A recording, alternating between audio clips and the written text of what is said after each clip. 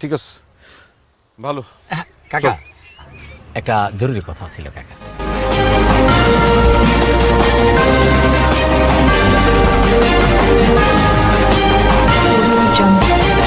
এখন দেখবেন টি বাংলা টিভির ভয়েস বুলেটিন।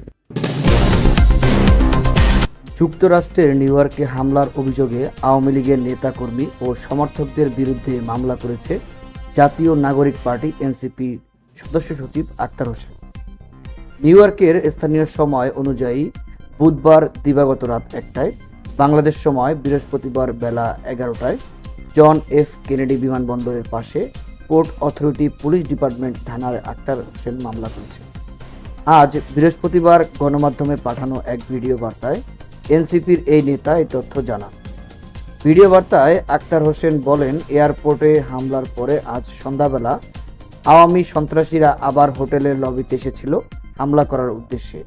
এ সময় যুক্তরাষ্ট্রে অবস্থানরত এনসিপি সদস্যরা এবং আমার শুভাকাঙ্ক্ষীরা তাদের প্রতিহত করেন এবং পুলিশের সঙ্গে যোগাযোগ করেন।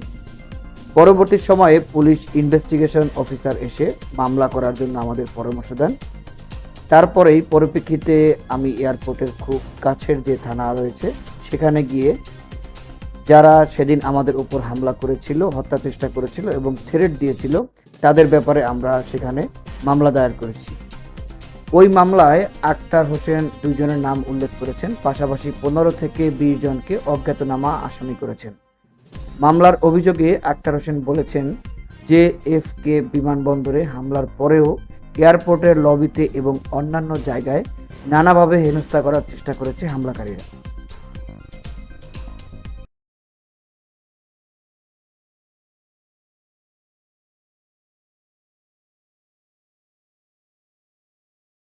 আমার সাথে জরুরি কথা। জি কাকা, আমি আসলে বাসায় যাইতাম, কিন্তু যেহেতু এখানে পায়ে গেছি